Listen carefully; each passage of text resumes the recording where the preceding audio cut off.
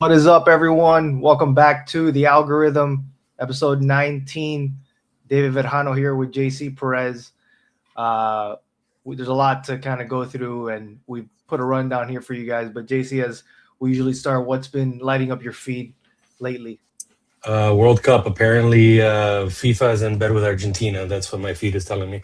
So, World Cup, man. That pretty much that World Cup, and then a lot of Heat Giannis stuff, especially today.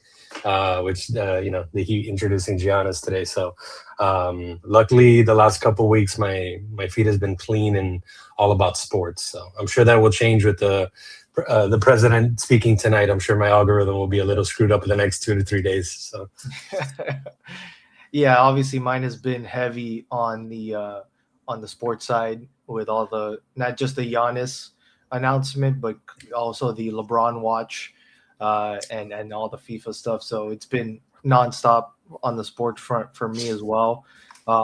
Funny enough, you log on to our Cultura Instagram and the feed there is completely different. I'm getting like construction mocap videos and shit. Like getting some cool drone and high level production of B2B and service industry. I guess just because we post so much of that is like, hey, I guess you guys want to see more of this. So that's been definitely part of the feed lately. But yeah, on Cultura, sorry to cut you off, but on Cultura, I get a lot of the brand activations as well, and kind of like the experiential marketing stuff. So yeah, for sure. So let's we'll throw up the feed here, the rundown today. We're gonna contain it really to three main topics. The first one is creative work that we see in the wild, followed by a rebrand spotlight, and then we're gonna have like a lengthy conversation about AI and some of the things that are happening on that front, both newsworthy, controversial, and just topics that are worth discussing as these things rapidly evolve around us. And then of course Q&A and open floor with a couple things that we've come across. So we'll kick it off here with Dude Wipes, who's definitely always on the forefront of doing things differently and not afraid to market themselves in creative ways. So they did an advertising campaign with a minor league team, and as funny as it says here, advertising, which if you look at some of these kind of posts that they have throughout the ballpark, they have things like that backdoor slider had some nasty movement. So you could tell that they're definitely using innuendos here, and they're being very cheeky with the way that they promote themselves. Obviously, great placement on the bathroom door. Same thing with this one here, the number 2 cleanup hitter, trouble in the hole. So, and I love that. You even see the packaging in there too, just to like reinforce besides the logo. So it's good to kind of just throw that in there so that people know exactly what they're about and not just figure it out. But it's pretty straightforward. Hitting dingers and wiping stinkers. This is probably my favorite one. So good. And then first base where the runs start. So which it's kind of like timely with the diarrhea outbreak that we've been seeing, which we'll circle back to at the end. But you actually have experience in specifically this CPG category, and about Dude Wipes for a while. So what are your thoughts on this? Yeah, I mean, just Dude Wipes being Dude Wipes. They're so good. They're literally the perfect example of a brand that like breaks out in an industry that is really saturated and has been saturated for a long time. But that you see them doing things differently, doing things outlandishly, definitely leaning into just like being a guy and being a dude. And I think that they represent that incredibly. Now, my question is, were they selling, like, are they selling this on site? Are there like Dude Wipes sold on site as well here? I didn't catch that part of the story. I don't think I don't know if they either way, great marketing. Like either way, great marketing. But I'm wondering if like they have this on site or whatever. But yeah, Dude Wipes. Look, I've said it ad nauseum, man, and we've said it many times on this podcast. I've seen them since the inception. They're literally, I think it's like 3 or 4 Chicago dudes, like guys that grew up in Chicago. They're obviously marketing wise brilliant, and they just do. This is what they do. They stand out in a crowded room. They always have from the inception. They don't take themselves too seriously, and we've talked about how important that can be for especially these type of products that they're again, he's in an industry that's incredibly saturated. They're in an industry where they play with a lot of the big dogs, and they were the first guy wipe out there, and they've just done a great job. So again, it's dude wipes being dude wipes, man. I can't speak better of them. They're incredible.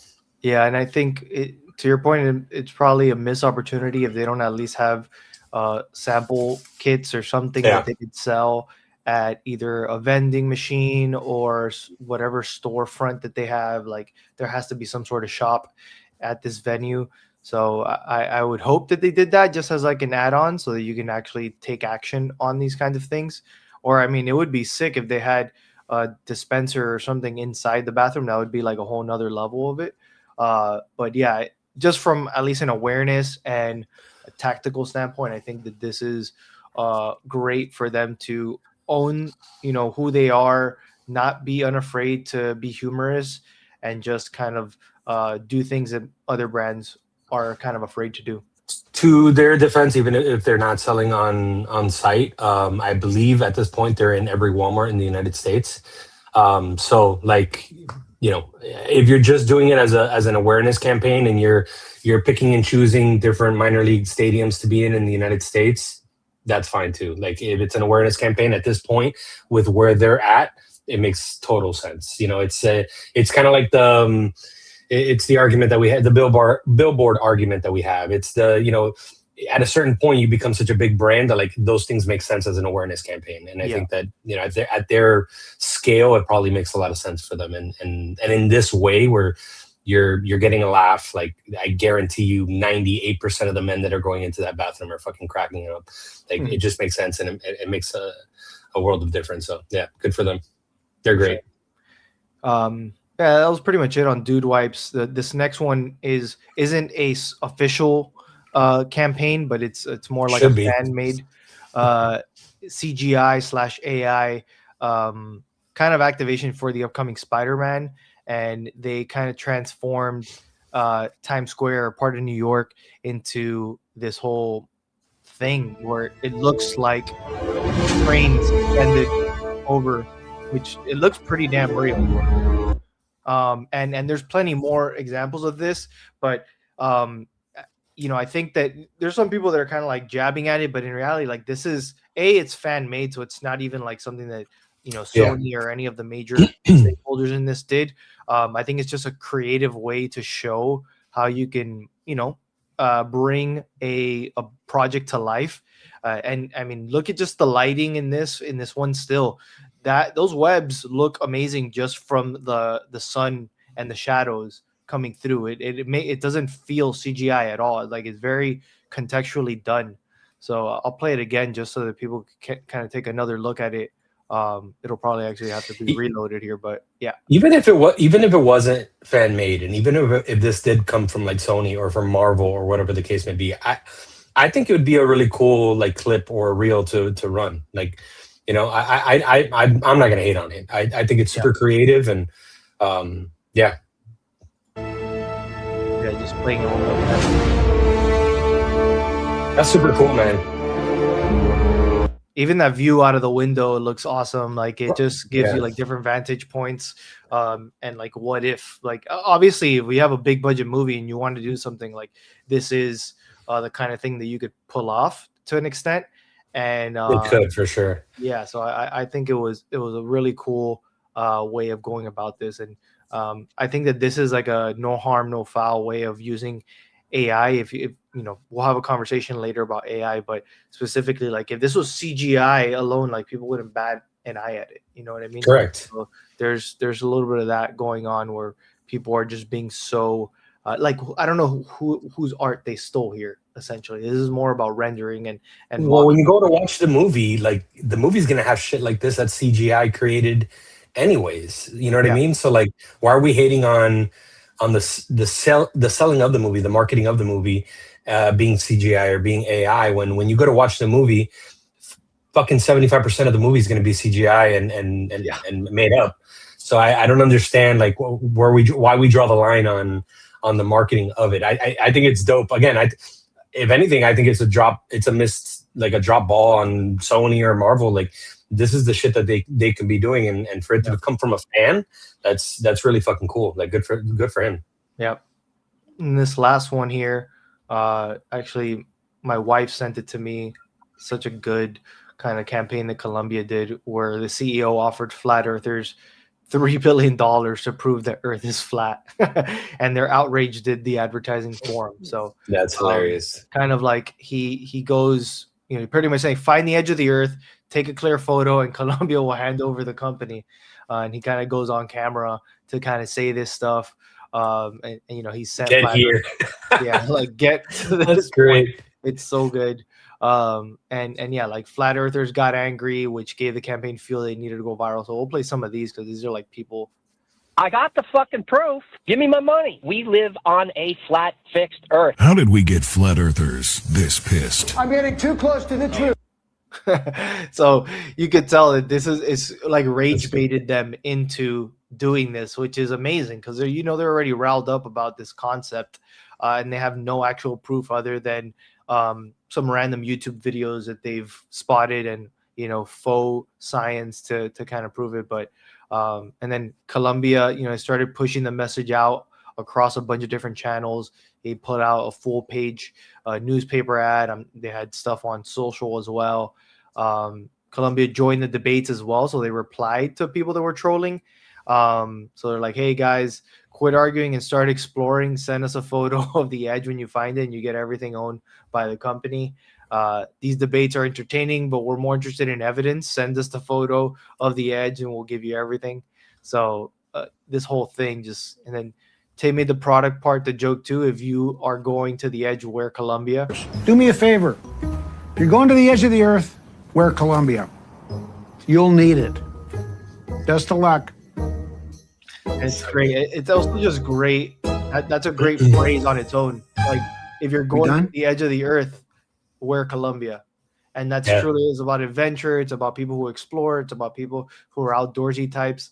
So I think it was such a great way to take a controversial, not really controversial, but you know what I mean, topic, and just like double down on it and own a moment in that. So, and they got, picked up by news, obviously went viral on social, and it just kept spreading specifically in those like subcultures of flat earthers. And obviously Colombia kept their company, and they reached over $80 million in earned audiences based on all their efforts. So it's pretty self-explanatory as to this is good strategy, this is good execution, very low pool in what they actually had to do. Essentially they came out with this video of the CEO in his office. They made some ads that were not anything high-end or crazy, and it got people riled up, and it got people talking about it. So what are your thoughts here? No, I think it's great, and getting controversial. We saw something around, was it the Olympics that Eli Lilly came out with a really good commercial, and they like really poked at like the whole science-backed, science-based, like and I think like obviously that being a controversial issue with everything that happened with COVID. I think when brands lean into this in either a comical way or just a way of separating themselves from the pack, I think is brilliant. And in this case, like we've talked about it a lot, about like the comment sections of posts and the comment sections of different things, and how vile they can get. I think better let me tell you, just put out a post this week about Mario and AC Slater, Mario Lopez. And man, I didn't know he was that controversial. It's wild on both sides, just people hating on him for different reasons.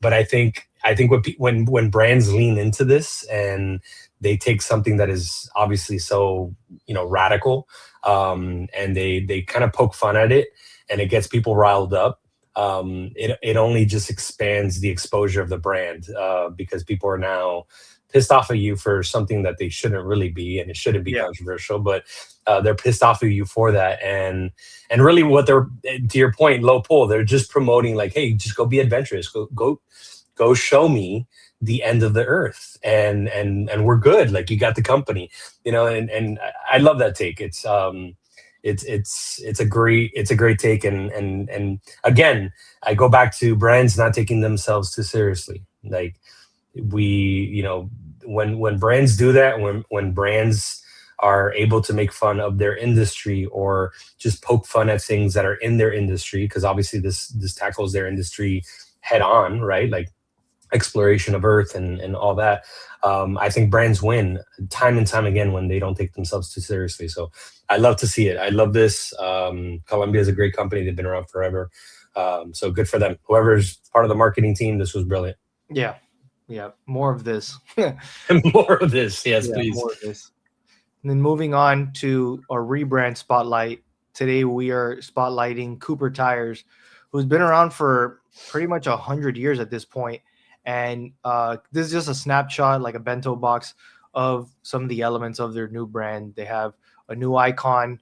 I believe they kept pretty much the word mark the same, but you know, this kind of like knight helmet, and then the knight kind of on top of a wolf. And there's a little bit of an explanation behind that, but it's a good mix because like you have something that feels like high-end luxury, almost like I was gonna say English, mixed with like this like earthy kind of like, I don't know, outdoorsy color palette, right? You got the green, you have the yellow, which is a little bit more industrial, and then you have these other like neutral and foundational tones. You have things here like even the other typography that contrasts it, very like bold and wide text, this like technical drawing style, and even some of this other typefaces that feels very like typewriter, you know, computer input kind of typeface. So it's a good mix. It kind of like makes you look at it, especially like seeing this icon contrasted with like a dirty tire behind it. Those are the kinds of things that I feel make people pay attention because it's just unusual pairings and somehow make it work.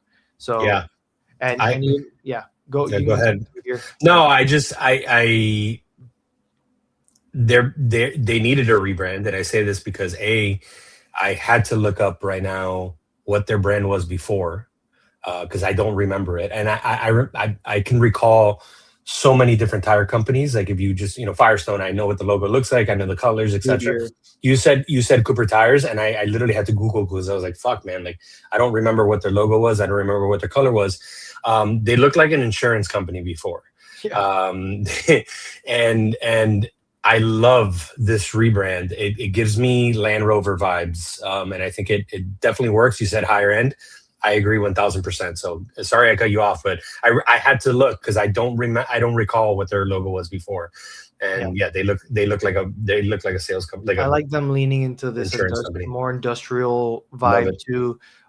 This like tiny text, the kind of things that you would see on the tire itself or on like packaging for something that's very industrial, or you know, it gives it legitimacy. It makes it look like oh, they pay attention to the details with all these little, you know, elements. They're already part of the product itself. If you order a tire, if you see it on the packaging, if you go to the manual, like this is stuff you'll find. So it's like, hey, instead of hiding that, why don't we like lean into that? Which I love. Even just other mock-ups, seeing again the illustrated full kind of icon with the knight on the wolf, you know, contrasted here.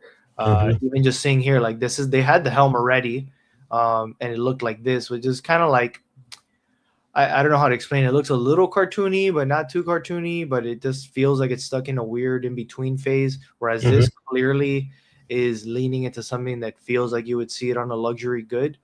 Also looks a little like mean, like ready to fucking like attack, you know. There's something to that. Probably, definitely sharper than what the other one has with the little edges here. I like that. And I love how they're showing you where the inspiration comes from for these colors. The green of nature, the gravel, snow, rubber black, and then the heritage orange that they drew off from, like, I guess their original identity. So I love, and obviously the green and the yellow, we have that in our identity. We love that. So that's definitely a cool little combination there. And I wanted to call this out. Like you could tell they 100% took inspiration from Burberry, because Burberry has their own knight, but it's on a normal horse and all that stuff. But again, it doesn't really matter. It's not like they're stealing it outright. They made it their own, and also in a category that you would never see it. Like if I told you, oh, imagine a Burberry type logo on a tire company, you'd be like, I don't know about that. And then you do it and you're like, cool. Now nobody else can do it, because now you know that for sure they own it, or they did it first. So I do like that. That's what they did here. And here's a little write up of it. It's turning 100, and that means that they wanted to go with a new global identity. This was done in partnership with Publicis Pit Crew, led by BBH. And it just obviously gave it a modern update to signal strength, history, and purpose. Again, the color palette and the design enhanced the logo, paying tribute to the Knight and the Wolf, and representing like the natural landscape. We saw it with the gravel, with the snow, with the trees, and obviously showing that the past. And in the 1940s, the armored cord tire made Cooper's name. So the tech breakthrough inspired the Knight, leading to the brand into its next century of growth. And then it says the Knight is joined by the American gray wolf, a symbol that signals ruggedness as well as adaptability. So I like the symbolism behind it, and also just how it all came together. I think it was the right thing to do. This is what it looked like in action. You could tell with the music that like grungy rock, also like they're it sounds like it's leaning into the rugged side of things, is leaning into like the grittiness. So I think that overall this is a glow up for sure. This is something that again, we probably would not be talking about Cooper tires had they not done such a good job of piecing this together. So shout out to, they paid a lot of money, because Publicis and BBH are not cheap. So they definitely knew that they had to do it. There must have been a reason or some sort of pain besides it being the 100th year. Like, hey, I think it's time for us to level it up, because Goodyear has done a good job of staying relevant in different ways. Michelin has stayed relevant in different ways. Yeah. Sumitomo, Firestone, all those. Firestone even had, like, obviously they had, what was it, in the early 2000s, that that whole kind of debacle where the tires were exploding and people were like, whoa, what's going on? It was a huge kind of thing, and they've been able to rebound from that. Cooper is not one that you've associated in that tier. So I think that this is them trying to be like, hey, we're here. We've been here. It's just like, you now pay attention. Yeah, agreed. Really well done. And like I said, the minute I saw it, I thought Land Rover. I thought, higher end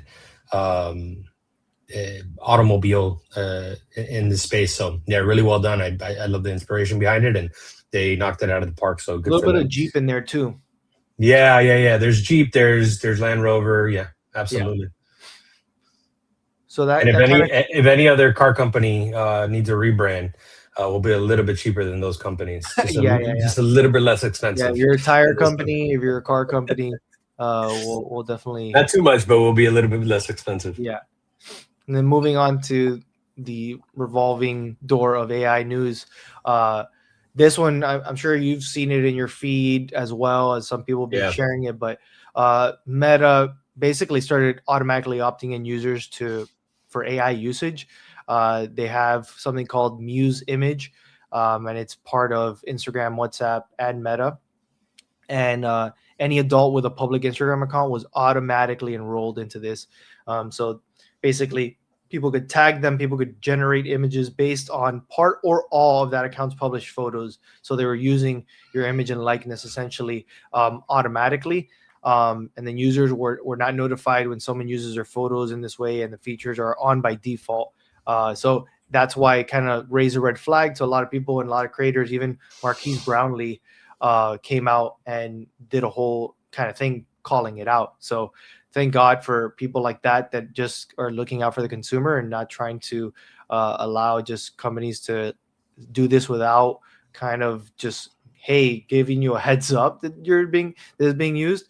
And it gets buried in, disclaimers and all this stuff that they could, if it goes to a court of law, they can say, hey, it's in our bylines, it's in our agreements just by having this. So I automatically did that and removed it from it. I mean, again, this is probably like a bandage to the broader thing that like anything that's published online, it can be found, like may or may not be trained on AI. So just a heads up for people if they're, worry about this, or they want to protect some of their image and likeness or some of the content that they put out there.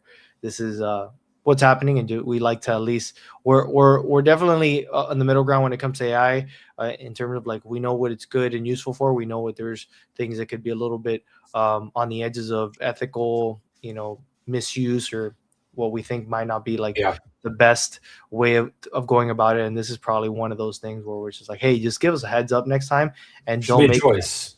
Like the automatic opt-in is pretty rough.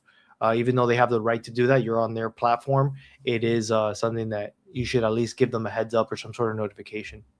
Yeah, no, it should be a choice. I agree with you 1000%. So just because everybody at this point is, using AI in some way, shape, or form, like that doesn't matter. It should be a choice. One thing I saw people kind of comparing it to, like, well, you automatically opt into, like, receiving ads or whatever the case may be when you're on these platforms. That's completely different, man. That's an ad that you could scroll right through. This is like taking your image, your likeness, and it's a whole different level. This is completely different. So yeah, I'm with you on that as well. Like that, all of these things should be a choice. And Meta continues to be shady in a lot of ways, in the way that they conduct a lot of their business. So this is not the first, and this probably won't be the last for Meta. Oh yeah. And then moving on to Gemini, Google also doing stuff that people, especially if you're an advertiser, should be aware of. So pretty much on July 1st, Google updated their ads terms of service so that every active account is now explicitly authorizing Google's AI system to format, select, or generate ad targets, creatives, and destinations on the advertiser's behalf. So it emphasizes that while AI can now produce entire campaigns, advertisers remain fully responsible for reviewing and approving any machine-generated assets. So that's something that, we've been calling this out from Google Search and Gemini, that they're going to keep integrating it. Like, they didn't make this so that it could be something separate. They made it so it could just be part of their ecosystem and be used across the board. So what can we talk about here? Like, is this the moment where media buying officially becomes model management? Like, are you just kind of going between Meta and Google and anything else and saying, like, they're doing most of the ad creation, they're doing most of like the tweaking and optimizing, you have to go in there and oversee and make sure that these things are correctly used, or what do you feel about this? Look, man, the whole management part of it, sure, but as we've seen in recent past in our own history of people that we've worked with and the projects that we've been on, you can easily still screw it up. It doesn't matter how much the AI or how much the machine is dictating. So, like, sure, this is going to continue to happen, but I think especially when it comes to ads, like human involvement is so important still. So it's not perfect. This is going to continue to grow. This is going to continue to happen. Like you said, we've been calling it out for a long time. Like Gemini and all of these platforms are going to be, for the most part, taken over and ran by AI decisions. But as an advertiser, somebody that is running advertisement on these platforms, like, you better have somebody that knows what the fuck they're talking about and doing. Managing this, as doesn't matter how much the machine is doing or how much these platforms are doing, because you can easily fuck it up, just like you were able to do 10 years ago, 15 years ago. It really doesn't matter. So again, we've seen in our recent history cases of that, that it's very easy to screw up budget. It's very easy to be in the negative, even with as smart as these platforms are. So yeah. And also, just, I don't agree with the idea of doing it and allowing it just to do whatever it wants. There still needs to, like, you need to be the consumer on the other end and look at it Yeah. from that lens and make sure that if you were to get this ad, I don't care if AI optimized it. Does it look good? Does it speak to you? Is there something about it that makes you want to engage with it or click on it? And if the answer is no, then yeah, fix it, change it, shut it off, like whatever that feeling is. And if you need to remove the marketing business hat and sit in the consumer's seat and be like, yeah, if I saw this and I ignore it, what makes you think that anyone else is going to isn't going to do the same? So Correct. that's ultimately the litmus test for these kinds of things. Like, make sure that you look at it, see an example of it on a feed, and if it doesn't look good or doesn't match the message or the look and feel you're trying to get at, then remove it. Well, and one of the main points of advertisement and marketing is to be different, is to move the consumer in a way that other brands can't do, to hit at the heartstrings, to move somebody, to purchase or whatever the case may be. And AI right now is kind of the antithesis of that, because everything is the same. Everything is AI slop. Everything kind of looks and feels the same. We've seen it with all these fucking flyers that companies do, that they all look the exact same. It's like, yeah, okay, wonderful. You can get your message across very quickly as a brand, but you look like every other company, So I think that, that's super important. Yeah. And the final note here is really, when it comes to accountability and who's in charge, like, you're still the brand manager, you're still the agency on top of this. You need to make sure that there's a layer of approval, a layer of review in all of this, and don't allow the whole Jesus take the wheel kind of approach. Like, you need to have some sort of you have to have oversight. You can't allow this to be the thing that just does everything for you without you really taking a close look at it. So have to. Yep, 1000%. And speaking to your point, I'm going to drop it in here because, like, this is we got to call this out. Christ, bro. I'm sorry, guys. If you think this is good enough for your brand, you're going to find a very difficult scenario where people aren't responding or showing up to your event or your brand or buying it, and you might be wondering why. And it's because you look like everything else. Like, when people say AI slop, this is right in line with what they mean. This looks like a mess. And these are the things that, if you accept what it spits out and don't give any feedback or any references, or be like, hey, how about something cleaner or something more heritage focused, or I don't know, define what your brand pillars are and how you want it to look. This is terrible. This is not something that people are going to take seriously. And a lot of times there might be some people call you out. The hard part is a silent majority that see this and decide to, like, hey, actually, I don't like this. And if they're kind of treating it this way, imagine how they treat the quality of their product or their service, or how they conduct business. Like, those are the kind of things that people will run through their head, even if it's false. So just be aware of these things. Like, again, we talk about AI and how to use it, and we talk about AI and how to not use it and how to avoid these pitfalls, because this is the kind of stuff that turns people off.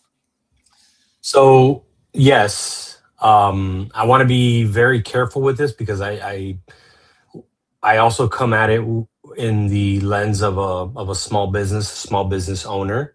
Whereas, like, I can put myself in the shoes of a small bodega or a food truck or whatever, okay, that may not have access to a creative agency, that may not have access to good designers.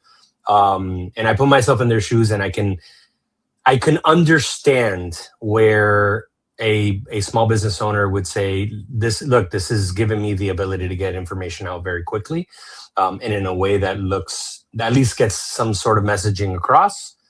So I can understand that to a certain extent. Okay, you have to be a really small business, like a mom and pop, where I would understand that. And B, if you have no access to a creative team or whatever the case may be, then I can kind of understand that. But if you have any access, to any type of creative team, to any type of creatives. This should be a guide for getting what you have in your head for your brand or for your small business or whatever the case may be, to then have them put out something that is not AI slop. Okay, 100%. This is looking like, and you go to a lot of these companies now, and they all have the same thing. It just looks like you're being lazy, especially if you have and I want to put that caveat, because again, I think as a company, we champion small business. We are a small business, and we understand the pitfalls and the it's tough, man. It's hard. A lot of these small businesses don't have a penny for creatives or for marketing, whatever the case may be. They're trying to do whatever they can to get the messaging out there. But you're basically creating something that the bodega next door or the food truck next door is doing the same shit. They're presenting their brand in the same way.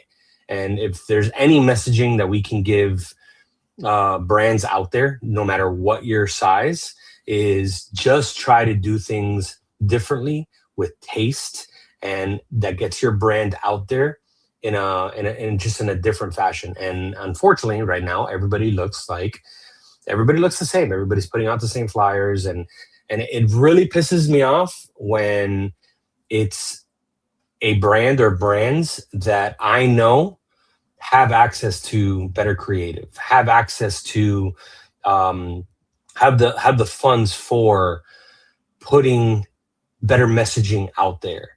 And that's where it really pisses me off, because it's like, man, you've taken your brand to X amount, and you're going to just be lazy on the way that you put your brand out there. That's not acceptable, and that tells me a lot about your brand.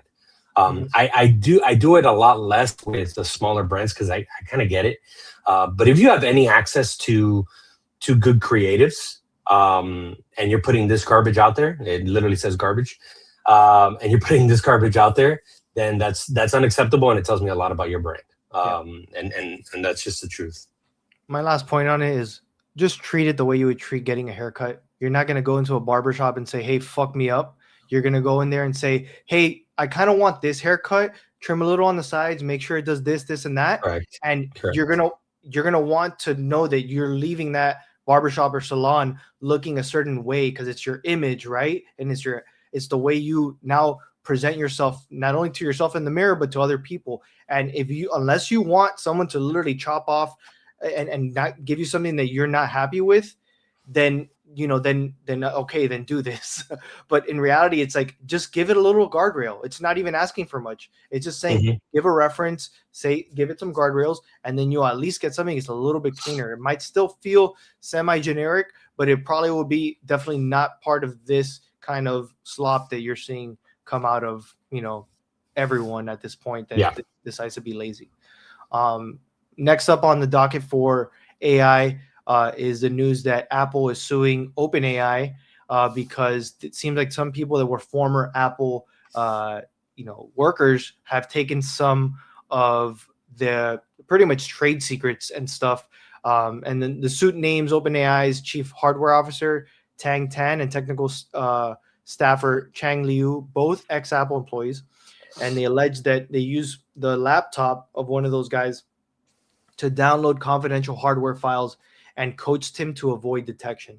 So, and then Tan allegedly emailed himself supplier info before leaving and told, departing Apple employees to bring physical parts for show and tell sessions when they would interview them. And then, OpenAI recently beat back a similar suit from XAI. Elon Musk went after Sam Altman in a series of posts following the announcement of Apple's suit. So, this is clearly things are getting very dicey amongst the tech giants. It's a little bit cutthroat right now, and you could tell that Apple isn't happy with this new revelation on the OpenAI front. But I wouldn't be surprised if this drags on, or if you see more stuff come out in the coming days. This guy's like, little by little, seems like a fucking piece of shit. Nobody likes him. I don't know him, obviously, but I mean, just nobody fucking likes him. And I don't know if that's just that he's pressing the right buttons and he's, kind kind of carving his niche in the industry, and he's pushing boundaries, and that might be just get people scared, or if he's just really just a jackass and he's fucking people over and he's taking these things. So yeah, it's like sit back and eat your popcorn, man, because you know what, Apple went through this with Samsung like 5-10 years ago, and they had their suit wars, and it seems like this is going to start happening with AI in general and these AI companies, because you saw it with Midjourney and Disney. So yeah, it's going to happen left and right, and this is, unfortunately, this is the gates that AI has opened. There's a lot of weird areas. There's a lot of like tippy-toeing around what's right and what's wrong. Obviously, from these bullet points, it seems a little fucked up, and it seems like, yeah, I'm sure these guys had some NDAs, and I obviously it looks like, from what it reads, like they're doing some illegal shit for sure. Because I'm pretty sure you're not allowed to do that on your NDA, getting out of Apple or leaving Apple.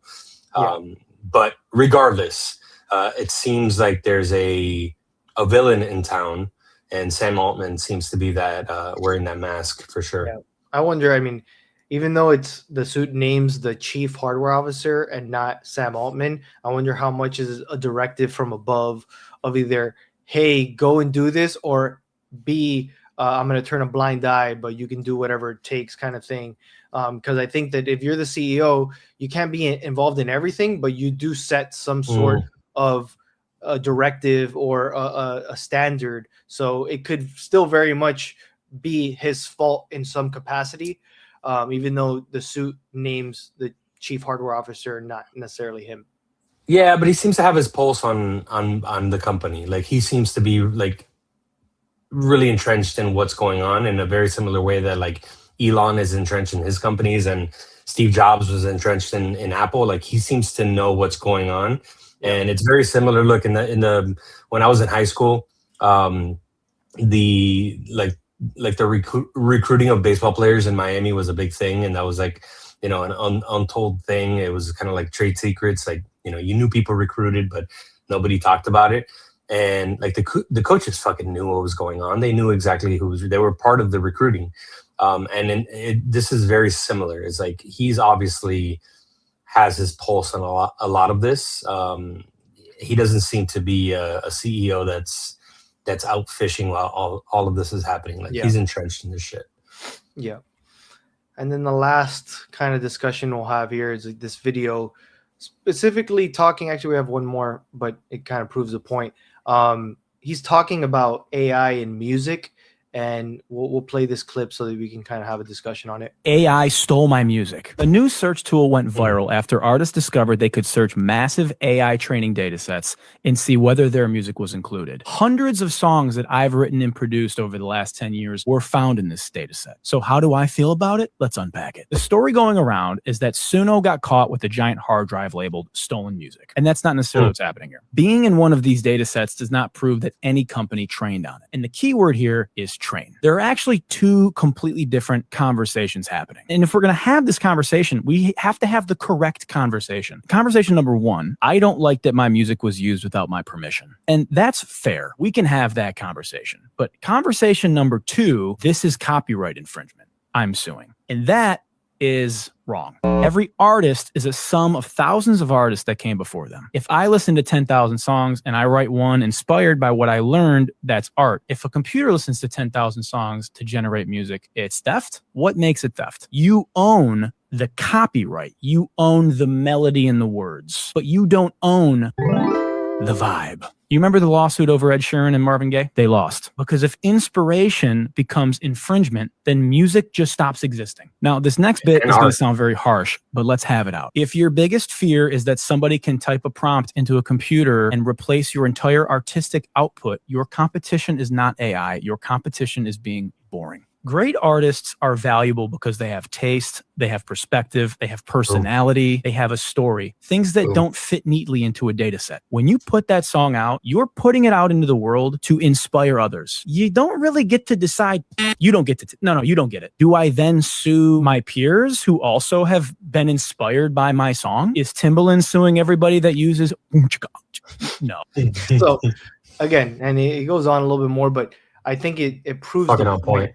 Yeah, which I agree with, and it's so true. Every step of the way in any technological advancement, any advancement of a tool, there's always someone crying that like, oh, well, that's unfair. Like we used to do this by hand, and now you have some tool that just like sweeps the floor. Like we used to do, we used to farm by hand, and now there's a tractor. Like, oh, well, now what happens when there's advancements and that there's all these other things that, like he's saying, it's all being inspired, and you're growing off the back of work and people that have done this before you. You don't live in a silo. You didn't not listen to any music and then make music and it's a masterpiece, right? You grew up listening to Beethoven, and you grew up listening to Elton John, and you grew up listening to whatever artist it was that you grew up Inspired you. And it inspired you in some way or another. You didn't have to copy their work for you to be influenced by it. And I agree, it goes across art, it goes across different things. Like as long as you are not completely ripping off the exact same thing and saying it's your name, then it's just a remix. It's just your version, your inspired take on it, your taste and your perspective layered into that. So that's the big discussion that people are kind of avoiding. I love what he said in having two separate conversations. Everyone's trying to lump it all together, but it really is two different things. One's plagiarism and one's inspiration. And if you think that you can't be inspired and that is automatically now infringement, then you need to rethink these things, because that is not what is happening here. Yeah, it's evolution. Like we're inspired by things, and we evolve things, and we take the tools that we have in modern day and in our day and age, and we apply that and we make things. Like that's kind of how we work. Yeah. So I agree with him 1000%. There has to be that nuanced conversation of like, this is one thing, but this is another thing. So I couldn't agree with him more. I remember the first time that I had this conversation with somebody, and it was watching the Super Bowl. I don't remember which Super Bowl it was, and Bruno Mars was the artist, and it doesn't have to do with technology, but it has to do with like the inspiration part.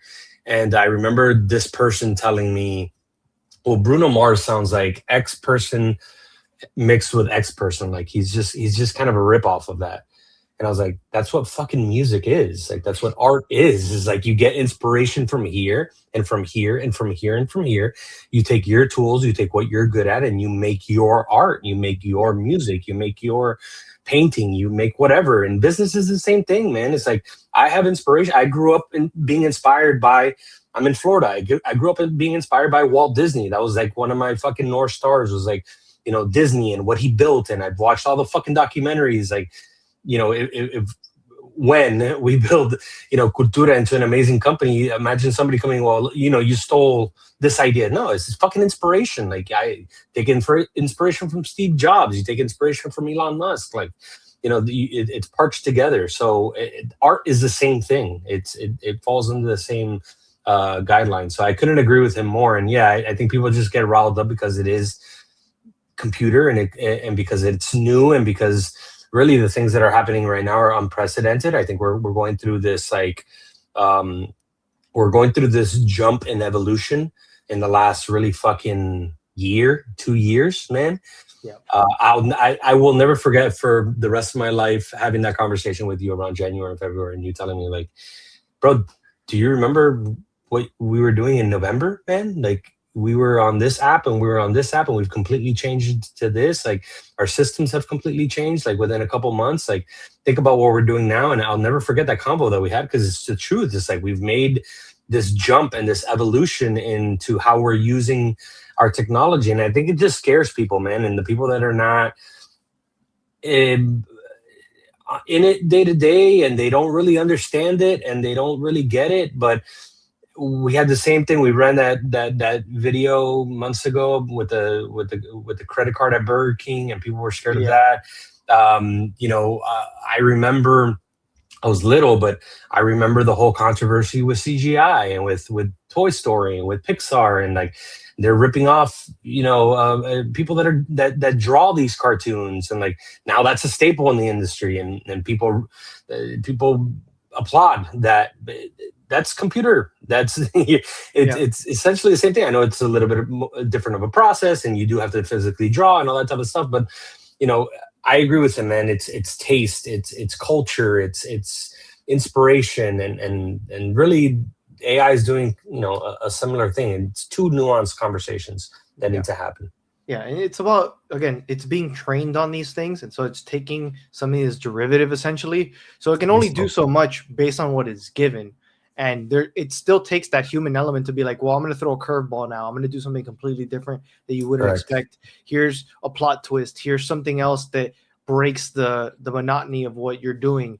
And again, the tools, at some point, there was people that were just playing instrumental music, and then synthesizers came, and they're like, oh, well, the synthesizer, that's not fair. That's not a real instrument. That's not music.